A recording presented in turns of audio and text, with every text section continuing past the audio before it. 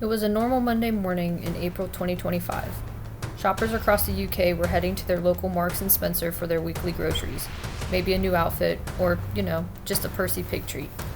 Then, things started to go wrong. Tills flickered and died. The reliable hum of the self-checkout machines fell silent. Staff looked at each other, confused and helpless. Online, the M&S website was a ghost town, its pages replaced with error messages. Click and collect orders just vanished from the system. The entire vast network of a national treasure had been brought to its knees, silently and without a single physical shot being fired. This was no simple IT glitch. This was a digital siege. Behind the scenes, a far more sinister reality was dawning on the M&S leadership team. Their servers were locked. Their data was stolen. A message had appeared on their screens, a digital ransom note from a criminal gang demanding a fortune to restore their systems.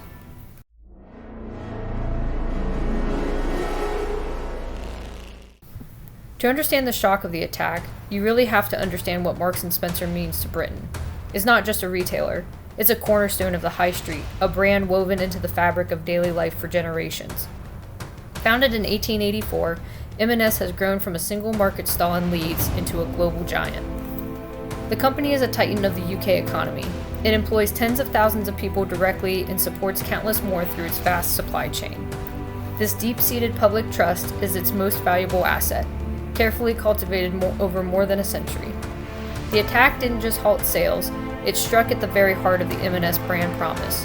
The trust that customers placed in M&S to handle their data securely was shattered. The company's market value plummeted by over £700 million as investors panicked.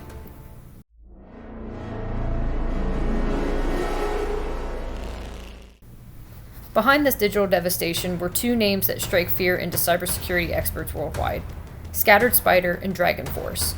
These are not your stereotypical teenage hackers in a dark basement. They are sophisticated, highly organized, and ruthless criminal enterprises.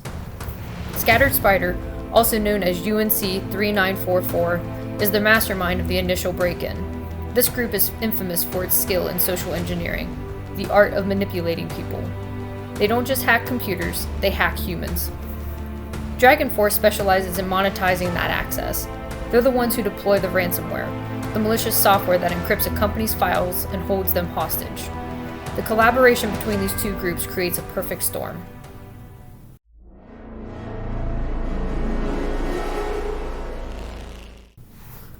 The attack on Marks & Spencer was not a sudden event. It was a slow and methodical infiltration that began months before the final devastating blow. The seeds of the attack were sown as early as February 2025. Through clever social engineering, they tricked an employee at a trusted third-party IT provider. Once inside, the hackers moved with patience and precision. For weeks, they operated in the shadows of the M&S network, exploring the digital landscape. During this reconnaissance phase, they managed to steal the ntds.dit file, the crown jewels of a Windows network. With high-level administrative access secured, the hackers began the next phase, data exfiltration. Before encrypting any files, they quietly copied huge volumes of sensitive data, including financial records, strategic plans, and most damagingly, the personal data of customers and employees. The final act occurred on April 24, 2025. With the data stolen and their control over the network absolute, the Dragon Force group unleashed their ransomware. They targeted the company's VMware ESXi servers, knocking out dozens of critical systems at once.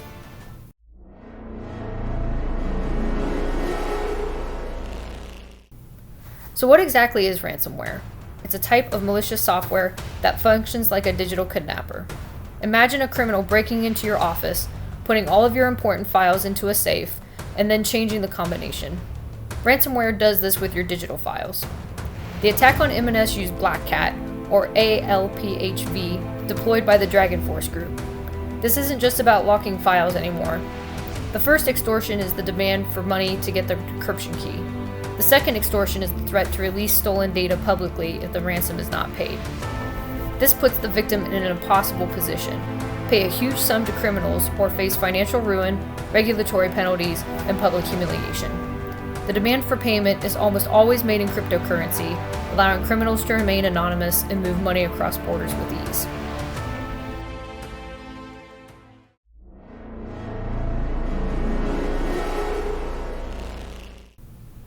The hackers who targeted Marks & Spencer didn't just use a single magic trick to get in. The first weapon was social engineering, the low-tech, high-impact method of manipulating people.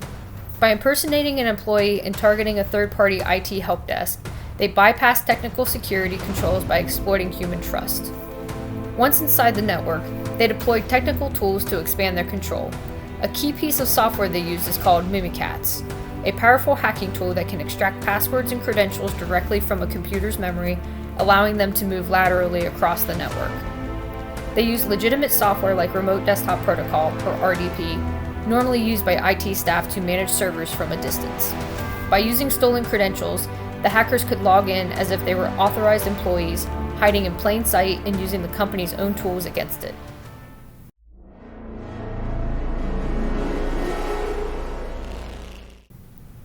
How could a company as large and established as Marks & Spencer fall victim to such a devastating attack? One of the most significant issues was the presence of legacy IT systems. Like many large organizations, M&S likely had a complex network made up of both modern and older technology that can be incredibly difficult to secure. The fact that hackers got in by tricking a third-party IT provider points to a vulnerability in supply chain security.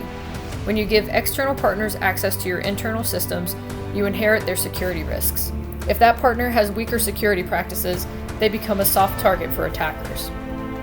Human error played a central role. Even with the best technology, a single employee falling for a persuasive phone call can undermine the entire security posture. The attackers were inside the network for weeks, moving around and stealing data, suggesting gaps in the company's ability to monitor for signs of compromise.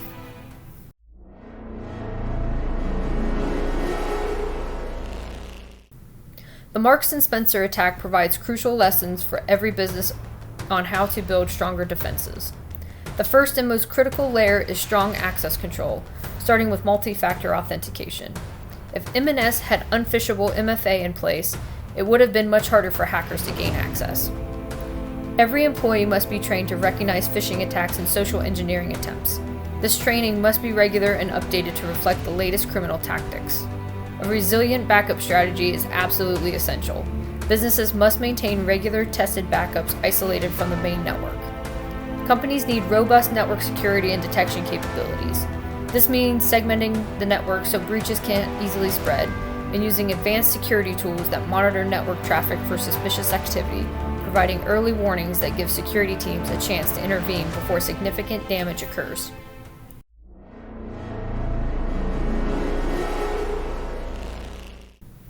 The story of the Marks & Spencer cyber attack is more than just a headline about one company's misfortune.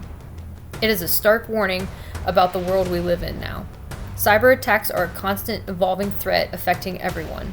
Hacker groups operate like multinational corporations with business models and strategic partnerships.